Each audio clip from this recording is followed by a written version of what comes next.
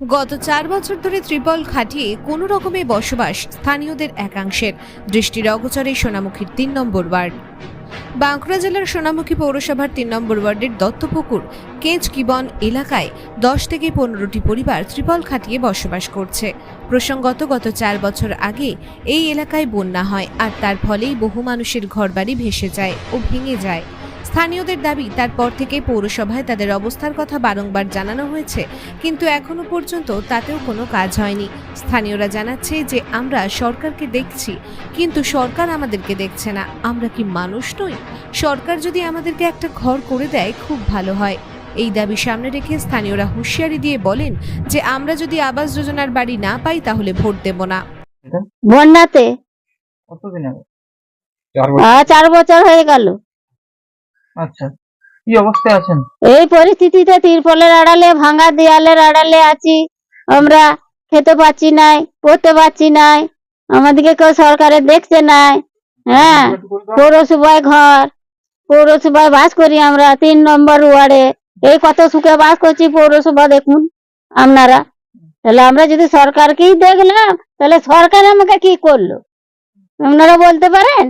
আমরা সরকারকে আর ভোট দেবো না। আমরা এইভাবেই যখন আমল পেরিয়ে গেল, সরকারের খাচ্ছি না, সরকারের পড়ছি না, সরকার আমাকে দেখছে না, অথচ আমি সরকারকে দেখে যাব 18 বছর থেকে ভোট দিয়ে যাব। তাহলে কি অনুদানটা আমি পেলাম ভোটের জন্য? আমি পারবো না, ভোট দেবো না, আমি সরকারকে দেখবো না। বাস, এই খোঁড়া ভাঙড়া ছেলে, এই তার কোনো খাবার নাই। 18 বছরের একটা ইয়ে হচ্ছে না, তোমার অন্তর্দায়ী কার করে দিচ্ছে না। আজকে আমি বেঁচে রয়েছি, কাল যদি মরে যায় তাহলে এর পরিস্থিতিটা ভাগটা কে নেবে? আর যদি টাকা পয়সা, তার যদি খাবার একটা বৃদ্ধ ভাতারের মতো যদি করে দেয় 12 মাস, তবে তো তার পাড়া পিতবাসী ভাই ভাইরা দেখবে। আর না থাকলে তো কিছুই দেখবে না। আমি আগে বেঁচে আছি, কাল যদি মরে যায়, আমি কর্ম করছি, নিয়ে এসে খাওয়াচ্ছি, কাল যদি মরে যাও কে খেতে দেবে? আমাদের এই অবস্থা পৌরসভায় জানানো হয়েছে? খুব হয়েছে। পৌরসভা কতবার ভিডিও করে নিয়ে গেছে, ফটো করে নিয়ে গেছে, একটা ডিম ভাত খাইয়ে দিল, বাস হয়ে গেল। বন্যার সময় 5 দিন ডিম ভাত খাইয়ে দিল, বাস হয়ে গেল। তো ডিম ভাতেই সব মজে গেল। হ্যাঁ, কতবার যে কাগজ জমা দিলাম, হাত দিলাম, কোনো কিছুই নাই। তাহলে তোমরা কোনো টেম নিচ্ছ না, আর ভোটের বেলায় তোমরা চলে আসছো যে ভোট দাও, ভোট দাও। এখন তাহলে কি চাইছেন? এখন আমি বাড়ি চাইছি। আচ্ছা, আমার বাড়ির যদি না হয়, আমি ভোট আর কোনোদিন দেবো না। কি করে আমরা? ওই অবস্থায় ওই থাকি, কি করব?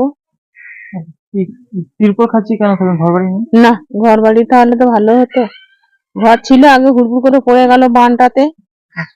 দিয়ে কত কাণ্ড হলো, সবাই দেখলে, চেয়ারম্যান ফিয়ানো সবাই এলো, এসে বললে কবো যে পুলিশ দাঁড় করিয়ে ঘর হবে, অমুক হবে, ঢেক হবে, ফল্লা হবে, কিছুই হলো না। আমরা আবার গেলাম, যে আমাদেরকে বললো যে তোমরা নিজে নিজে একটা করে কাগজ সব জেরক্স করে নিয়ে আসবে, আমাকে দিবে। সেগুলো পর্যন্ত দিয়েছি, সেগুলো পর্যন্ত আর কোনো উল্লোস না। বন্যা কত বছর আগে হয়েছিল? হয়ে গেল তো 4 বছর। এই বন্যার কারণে এই অবস্থা। এই অবস্থা, আগুলা করে জল, জলে জলে পেরিয়ে পেরিয়ে যাচ্ছি আমরা। আর এখন ঘর পড়ছে হুড়হুড় দুড়হুড় করে। এখন এই তিরপল খাচ্ছি ত্রিপল খাচ্ছি আছি, কি করবো? কতগুলো এরকম ঘর হবে আমরা পাড়াতে? আমাদের 10-12টা হবে এরকম। আচ্ছা, মানে পৌরসভাতে জানিও কোনো? না, কিছুই হয় না। কিছু হয় না। না, এই অবস্থায় থাকেন কি করে? তুমি থাকবো কি, তাই কোথায় যাবো বলুন তো?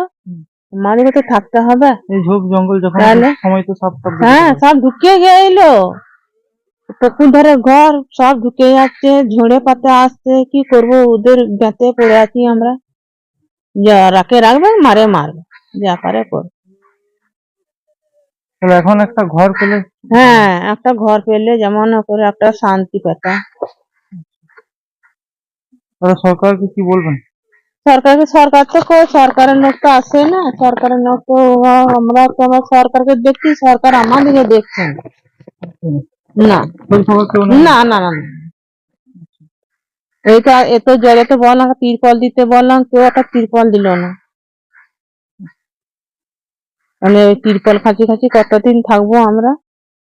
তাহলে এখন একটা ঘর হলে সুবিধা হতো। হ্যাঁ, একটা ঘর হলে একটা সুবিধা হতো। এ বিষয়ে সোনামুখী পৌরসভার ভাইস চেয়ারম্যান সোমনাথ মুখার্জি বলেন, সত্যি করেই ওই এলাকায় দুস্থ মানুষের বসবাস।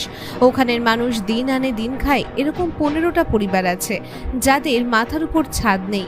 আমাদের মুখ্যমন্ত্রী মমতা ব্যানার্জি নতুন কিছু ঘরের অ্যালটমেন্ট দিয়েছেন। ওই 3 নম্বর ওয়ার্ডের মানুষদেরকে সোনামুখী পৌরসভার পক্ষ থেকে মাথার উপর ছাদ করে দেওয়া হবে।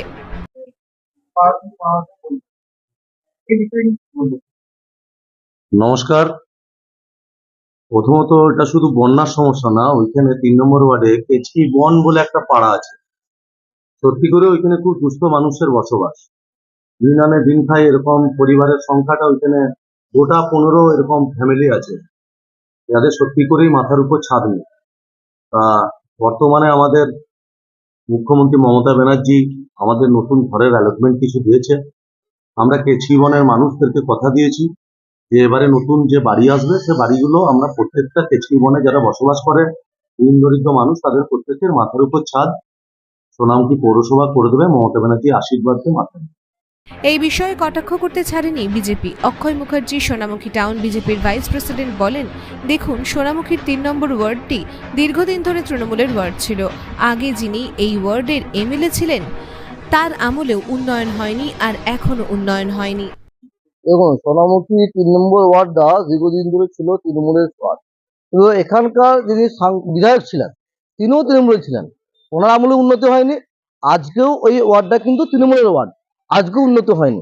তৃণমূল চারদিক থেকে যেমন বলে বেড়াচ্ছে আমাদের উন্নয়ন চাই, উন্নয়ন চাই, গরিব মানুষের বাড়ি চাই, কিন্তু আপনি দেখুন যে ওয়ার্ডটা দীর্ঘদিন ধরে তৃণমূলের মধ্যে বসে, বিধায়ক তৃণমূলের, কাউন্সিলর তৃণমূলের, তার বাড়ি এলাকার লোকেরা তৃণমূল খাজিয়ে বাস করছে। আমাদের প্রধানমন্ত্রী বলেছিলেন যে নেই ছাদ হবে ছাদ, আমাদের মুখ্যমন্ত্রী বলছে কি আছে ছাদ হবে ছাদ। এরকম মুখ্যমন্ত্রীর যে দৃষ্টান্তগুলো ঘটনা যার দিয়ে ঘটছে তাতে আমরা ওনার পদত্যাগ চাই। এবং বর্তমান যে সমাজ চলছে এই সমাজের বাস করে আমার এদিকে পশ্চিমবঙ্গের মানুষ ভাবতে লজ্জাবোধ করছি। অনেক বাড়ি এসছে, যেদিকে ফাঁকা জায়গা বাড়ি হয়ে যাচ্ছে অ্যাকচুয়ালি বাড়ি সরকারের জন্য। যারা দুর্বল মানুষ, তাদের বাড়ি নেই, বা একটা এলাকায় যেখানে বাস করে গরিব মানুষ, টিনের ছাদ, খড়ের ছাদের জন্য, অথচ এলাকাগুলোতে তৈরি হচ্ছে বিল্ডিং তৈরি হচ্ছে, সেখানে কে তৃণমূলের যারা মদতপুষ্ট লোক, যারা দীর্ঘদিন ধরে তৃণমূলের সঙ্গে থাকে তারা বাড়ি করছে, কিন্তু সাধারণ মানুষ বাড়ি পাচ্ছে না।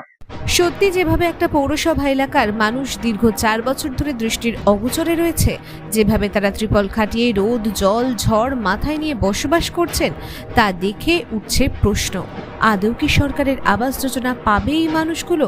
কবে মাথার উপর ছাদ হবে এই মানুষগুলোর? সেদিকেই এখন তাকিয়ে সোনামুখী এলাকার মানুষ।